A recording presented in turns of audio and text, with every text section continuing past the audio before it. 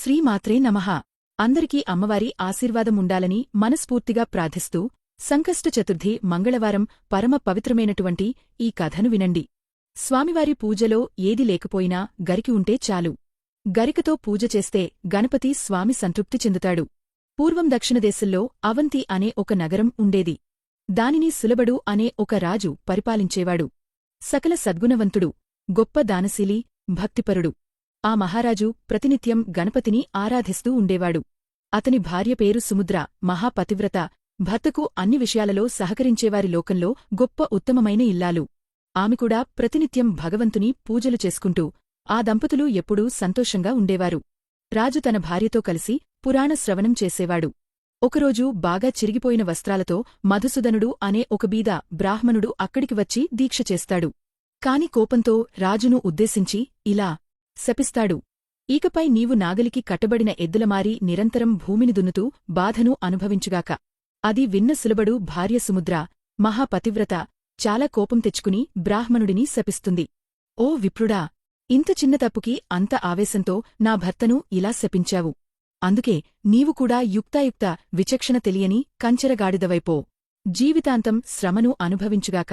ఆపే మధుసూదనుడు కూడా ఆ రాజపత్నిని శపిస్తాడు: నీవు ఒక చండాల స్త్రీగా మారి కటిక దరిద్రాన్ని అనుభవిస్తూ తినకుడని ఆహారం తింటూ దౌర్భాగ్యమైన జీవితం గడుపుగాక. ఆ ముగ్గురు పరస్పరం శపించుకుని తమ శరీరాలను వదిలేశారు. సులభుడు మహారాజు నాగలికి కట్టుబడిన ఎద్దుగా మారాడు. మధుసూదనుడు బ్రాహ్మణుడు గాడిదగా మారాడు. సముద్ర చండాల స్త్రీగా మారింది. ఒకరోజు ఆ చండాల స్త్రీ ఆహారం కోసం గ్రామ దక్షిణ వైపు వెళ్ళింది. దారిలో ఆమెకు ఒక దివ్యమైన గణపతి ఆలయం కనిపించింది. అది మహిమాన్వితుడైన గణపతి మందిరం. ఆమె నెమ్మదిగా ఆలయ ప్రాంగణానికి చేరుకుంది. ఆ ఆలయ సమీపంలో ఒక గ్రామం ఉండేది. అక్కడ యోగులు, భక్తులు వచ్చి స్వామిని దర్శించుకుని వెళ్లేవారు. కాలక్రమంలో ఆ గ్రామ ప్రజలందరూ ప్రతి ఇంట్లో చిన్న గణపతి మందిరాలు నిర్మించి ఆర్థిక గణపతిని ప్రతిష్ఠించి భక్తిశ్రద్ధలతో పూజించసాగారు. ఒకరోజు గాలితో కూడిన వర్షం ప్రారంభమైంది. వర్షం తట్టుకోలేక ఆ చండాల స్త్రీ గ్రామంలోని ఇళ్లలో ఆశ్రయం కోరింది. అయితే ఎవరూ ఆమె రూపాన్ని చూసి ఆశ్రయం ఇవ్వలేదు. ఆ సమయంలో ఎద్దు, గాడిద కూడా అక్కడికే వచ్చాయి. అవి స్త్రీ పోగుచేసిన గరిక మోపుమీద పడి తినడం ప్రారంభించాయి. గడ్డి తినడంలో అవి ఒకదానితో ఒకటి పోటీ పడుతున్నాయి. ఆ క్రమంలో వాటి నోటి నుండి గరికలు ఎగిరివెళ్లి గణపతి పాదాలపై పడ్డాయి. చలికాచుకుంటూ ఉన్న ఆ చండాలి కోపంతో తాను సేకరించిన గరికను తినేస్తున్న ఎద్దు, గాడిదలను చావగొట్టింది. తర్వాత ఆకలికి తట్టుకోలేక అక్కడ భక్తులకు పంచడానికి సిద్ధంగా ఉంచిన ప్రసాదాన్ని అంతా తినేసింది.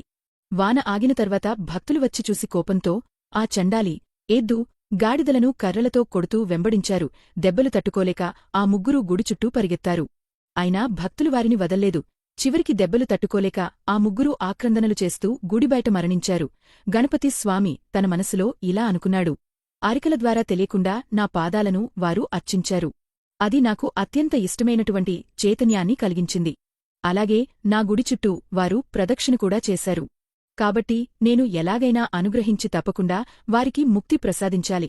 ఇలా ఆలోచించిన గణపతి ప్రాణాలు కోల్పోయిన ఆ ముగ్గురికి ఎద్దు, గాడిద, చండాల స్త్రీ దివ్యదేహాలను ప్రసాదించాడు. వెంటనే వారిని తీసుకెళ్లడానికి వినాయకలోకము నుండి ఒక దివ్య విమానం దూతలతో కలిసి అక్కడికి వచ్చింది. ఆ దివ్య దృశ్యాన్ని అక్కడే సాధన చేస్తూ ఉన్న యోగులు, ఋషులు చూశారు. వారు ఆశ్చర్యపడి గణపతి దూతలను అడిగారు: అయ్యా, ఈ ఎద్దుకి, గాడిదకి, ఈ చండాలికి ఇలాంటి దివ్యదేహాలు ఎలా లభించాయి? మేము ఎన్నో సంవత్సరాలుగా గణపతిని ఆరాధిస్తూ ఉన్నాము. కఠినమైన తపస్సులు, నిరాహార దీక్షలు చేస్తూ ఉన్నాము.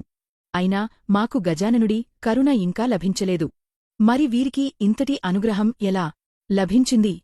అప్పుడు గణపతి దూతలు చిరునవ్వుతో వారికి సమాధానమిచ్చారు: యువకులారా, గజాననుడి మహిమలను వర్ణించడం అనేది వేల తలలున్న ఆదిశేషుడికి సాధ్యం కానిది. నిత్యం బ్రహ్మ, విష్ణు, మహేశ్వరులు సహా సమస్త దేవతలు వేదమంత్రాలతో ఆయనను స్తుతిస్తూ ఉంటారు. అలాంటి గణపతిని పూర్తిగా వర్ణించడం ఎవరికీ సాధ్యం కాదు.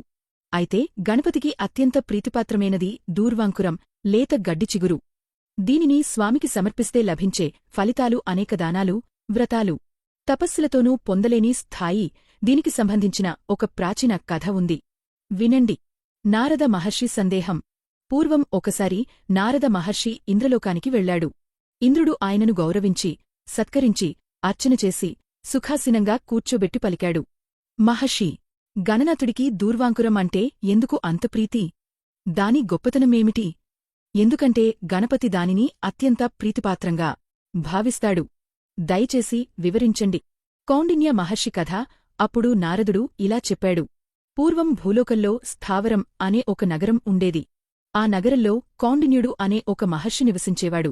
ఆయన గొప్ప గణపతి ఉపాసకుడు, మహాతపస్వి, సిద్ధపురుషుడు.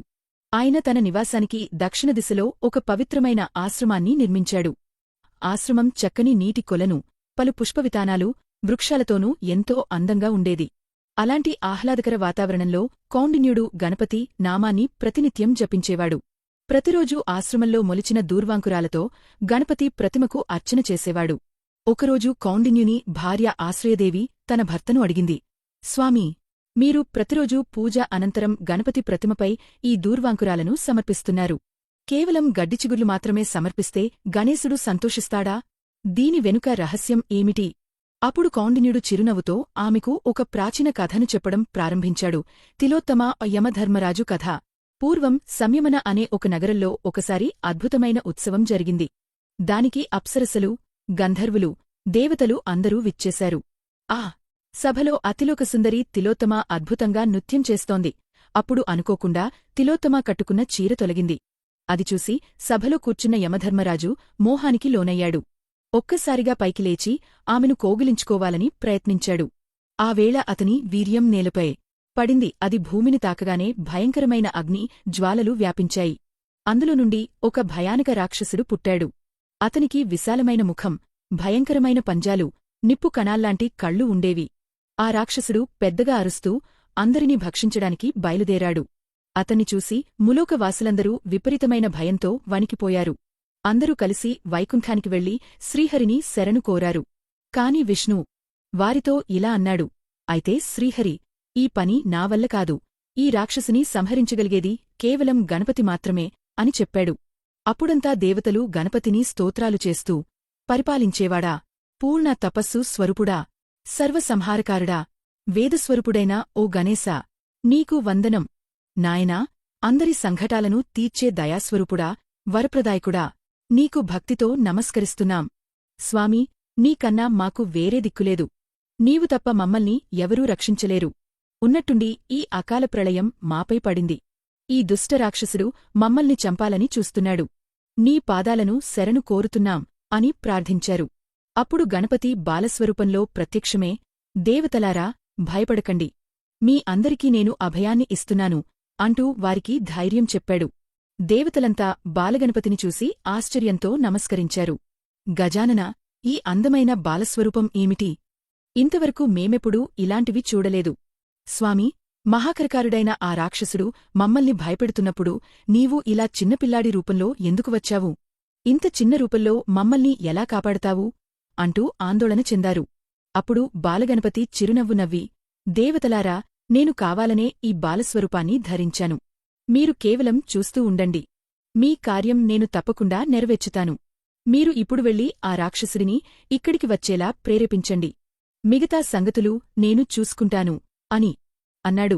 గణపతి మాటలు విన్నాకూడా కొంతమంది దేవతలకు ధైర్యం రాలేదు. ఇంత చిన్న పిల్లాడి రూపంతో రాక్షసుడిని ఎలా ఆపుతాడు అని అనుకున్నారు. కాని గణపతి ఆజ్ఞమేరకు వారు ఆ రాక్షసుడి దృష్టిలో పడేలా పరుగెత్తారు. దేవతలతో పాటు మహర్షులు పరిగెత్తారు. వారిని చూసిన రాక్షసుడు, ఇవాళ వీరిని తప్పక భక్షిస్తాను అని కోపంతో వెంబడించాడు. ఆ సమయంలో బాలగణపతి రాక్షసుడి మార్గంలో అడ్డుగా నిలబడ్డాడు. పిల్లవాడి రూపంలో గణపతిని చూసి ఆ రాక్షసుడు ఆశ్చర్యపోయాడు. ఇంత చిన్నవాడేనా నన్ను ఆపేది అని విపరీత ఆగ్రహంతో తన పాదాలతో భూమిని గడగడలాడించాడు. వెంటనే భీకరంగా అరుస్తూ గణపతిపై దూసుకొచ్చాడు. అయితే బాలగణపతి ఏమాత్రం భయపడకుండా స్థిరంగా నిలబడి తన చిన్న చిన్న చేతులతోనే మహాబలవంతుడైన ఆ రాక్షసుడిని పట్టుకుని అందరూ చూస్తుండగా అమాంతం మింగేశాడు. ఆ అద్భుతాన్ని చూసిన దేవతలందరూ సంతోషంతో హర్షధ్వానాలు చేశారు. జయ బాలగణపతి, జయ గజానన అంటూ సాష్టాంగ నమస్కారం చేశారు. బాలగణపతికి నమస్కరించి దేవతలు స్తుతులు గానం చేశారు.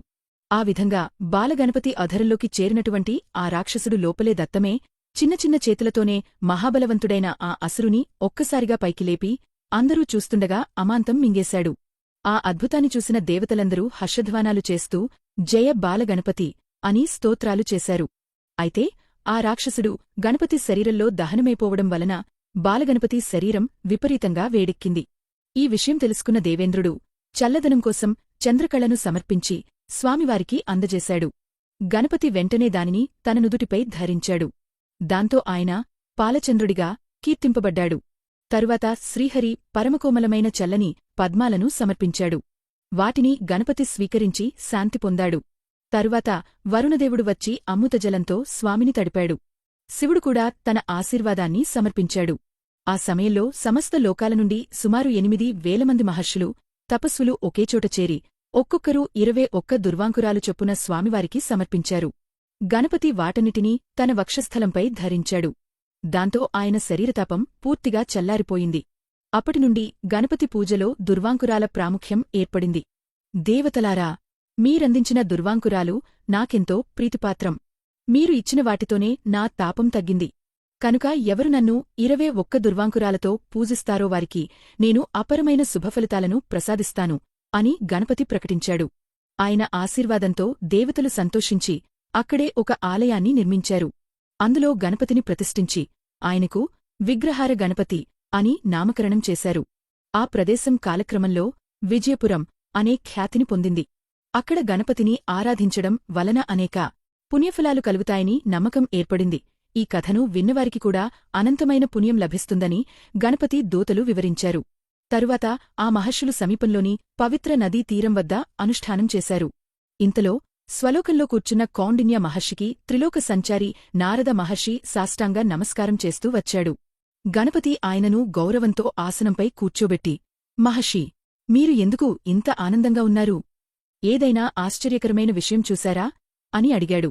అప్పుడు నారదుడు, మహాదేవ గజానన, నేను భూలోకంలో సంచారం చేస్తూ ఒక ఆశ్చర్యకరమైన సంఘటన చూశాను. నిధుల అనే ఒక నగరాన్ని జనకుడు అనే మహారాజు పరిపాలిస్తున్నాడు. అతను ఎన్నో దానధర్మాలు చేసి ధర్మాత్ముడిగా ప్రసిద్ధి చెందాడు. నిత్యం దేవతలను, బ్రాహ్మణులను పూజిస్తూ ధర్మబద్ధంగా జీవిస్తున్నాడు. ఎంత దానం చేసినా అతని దగ్గరున్న సంపద ఎప్పటికీ తగ్గకపోవడం ఒక ఆశ్చర్యం. కాని ఒకనాడు తనకు గొప్ప బ్రహ్మజ్ఞానం ఉందనే అహంకారం అతనిలో కలిగింది. నేను అతనితో, మహారాజా, నీ సంపద అంతా గణపతానుగ్రహం వలన లభించింది. నీవు గణపతికి కృతజ్ఞతలు చెప్పాలి అని చెప్పగానే జనకుడు గర్వంతో, నారద మహర్షి, నేను ముల్లోకాలలో ఏకైక ధర్మాత్ముడిని, మహాదాతను, మహాభోగిని. నన్ను మించినవారు లేరు. నా ఈ విజయాలు అన్నీ నావల్లే జరిగాయి. నాకు ఉన్న బ్రహ్మజ్ఞానం వలననే అన్నీ సాధ్యం అయ్యాయి. నాకు సాటి మరెవ్వరూ లేరు అని అన్నాడు. అతని అహంకారాన్ని చూసి నేను, రాజా, నీలోని అహంభావం మంచిది కాదు. అహంకారం వినాశానికి కారణం అవుతుంది. నువ్వు తప్పకుండా ఈ నిజాన్ని తెలుసుకునే రోజు వస్తుంది అని చెప్పి వెళ్ళిపోయాను అని వివరించాడు. అప్పుడు గణపతి నిశ్చయించుకున్నాడు, ఈ రాజు అహంకారం తొలగించాలి, అతనికి పాఠం నేర్పాలి అని. వెంటనే ఆయన ఒక వృద్ధ బ్రాహ్మణుడి రూపం ధరించి చిరిగిన వస్త్రాలు వేసుకుని భూలోకానికి వెళ్లి జనకరాజు వద్ద పరీక్ష ప్రారంభించాడు. అందరికన్నా గొప్పవాడివి కావచ్చు, అయితే నన్ను పరీక్షించడానికి పరమేశ్వరుడే ఈ లోకంలో వచ్చాడేమో అని అనుమానం కలిగింది. ఏదేమైనా సరే ఆ వృద్ధుడి ఆకలి మాత్రం తగ్గడం లేదు. రాజమందిరంలో వడ్డించిన వంటకాలను, పదార్థాలను ఒక ముద్దగా చేసుకుని తినేస్తూ ఉన్నాడు. ఆ విధంగా 10,000 మందికి సరిపడా ఆహార పదార్థాలను కూడా ఒక్కతానే తినేశాడు.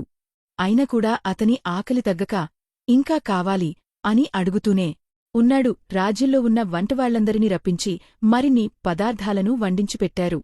వంటశాలలో ఉన్న బియ్యం మొత్తం అయిపోయింది. మన దగ్గర ఉన్న అన్ని పదార్థాలు కూడా ఖాళీ అయ్యాయి. ఇక ఏం చేయమంటారు అని వంటవాళ్లు రాజు జనకుని అడిగారు. అప్పుడు జనకుడు ఈ వింతకు ఆశ్చర్యపోతూ, సరే, మీరు మన రాజ్యంలో ఇంటింటికి వెళ్లి ఆయన ఆకలి తీర్చండి అని ఆజ్ఞాపించాడు. అంతా కూడా ఇళ్లనుండి బియ్యం తెప్పించి వండి వడ్డించారు. అయినా వృద్ధుడు ఆ అన్నింటినీ తినేసి ఇంకా ఇంకా కావాలని కోరుతూ ఉన్నాడు. రాజమందిరం విడిచి బయటికి వచ్చి నగరంలోకి ప్రవేశించాడు. అక్కడ ప్రతి ఇంటికి భిక్షాటనకు వెళ్లి, ప్రజలారా, మీ రాజు గొప్ప అన్నదాత అని విని నా ఆకలి తీర్చుకోవాలని వచ్చాను. కాని ఆయన ఎంత పెట్టినా నా ఆకలి తగ్గలేదు. ఇప్పుడు మీరు ఇవ్వండి అని అడుగుతున్నాడు. నగరంలోని ప్రజలు ఆశ్చర్యంతో ఒకరినొకరు చూసుకుంటూ, మన రాజు గొప్ప ధర్మాత్ముడు, మహా అన్నదాత. ఆయన వద్దను తగ్గని ఆకలిని ఈ వృద్ధుడు తీర్చుకోవాలని ఎలా సాధ్యమవుతుంది? అని అనుకుంటూ కొందరు ఆహారం అందజేశారు. కాని ఎంత ఇచ్చినా అతని ఆకలి తీరలేదు. వృద్ధుడి ఈ వింత రూపం చూసి అందరూ భయంతో, ఆశ్చర్యంతో ఇతను సాధారణ మనిషి కాదు, తప్పక దైవ పరీక్షే అయి ఉంటుంది అని అనుకుంటూ ఆయనను పరీక్షించే ఉద్దేశంతో జనకుని వద్దకు సమాచారం అందించారు. ఆ సమాచారం విన్న రాజు జనకుడు ఆశ్చర్యపడి, ఇంత అన్నదాతగా పేరున్న నాకైనా ఈ వృద్ధుడి ఆకలి తీర్చలేకపోవడం ఎలా సాధ్యమవుతోంది అని ఆలోచిస్తూ వెంటనే తన సింహాసనం నుండి లేచి బయటకు వచ్చి ఆ వృద్ధుడి వద్దకు వెళ్లాడు.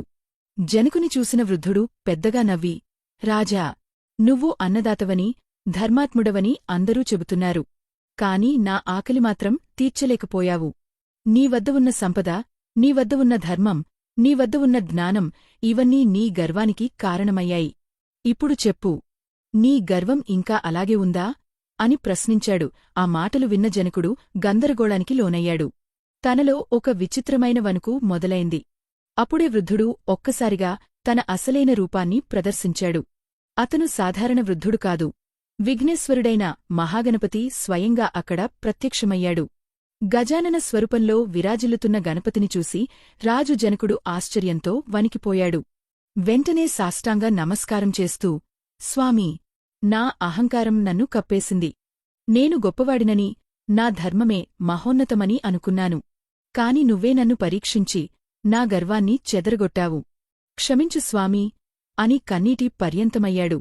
అప్పుడు గణపతి ముదువైన స్వరంతో, జనకా, ధర్మం చేసేది మనిషి తనలో గర్వం కోసం కాదు. దానధర్మాలు, అన్నదానాలు, జ్ఞానసాధన, ఆల్ దీస్ వీటన్ని భక్తితో, వినయంతో చేయాలి. గర్వం కలిగిన చోట నిజమైన ధర్మం ఉండదు. నువ్వు నిజంగా గొప్పవాడివి కావచ్చు, కాని వినయమే ఒక రాజుకు శోభ. దానమూ, జ్ఞానమూ, యాగమూ, యజ్ఞమూ వినయంతోనే పూర్ణత చెందుతాయి అని ఉపదేశించాడు. ఆ మాటలు విన్న జనకుడు తలవంచి, స్వామీ, ఇకపై నా జీవితమంతా నీ దయతో వినయంగా ధర్మాన్ని ఆచరిస్తాను. అహంకారాన్ని ఎప్పటికీ నాలోకి రానివ్వను అని ప్రమాణం చేశాడు. గణపతి సంతోషించి ఆయనను ఆశీర్వదించి, నీ రాజ్యం ఎల్లప్పుడూ ధనసముద్ధిగా ఉంటుంది. నీకు, నీ ప్రజలకు శాంతి, ఆనందం కలుగుతుంది అని వరప్రసాదం ఇచ్చాడు.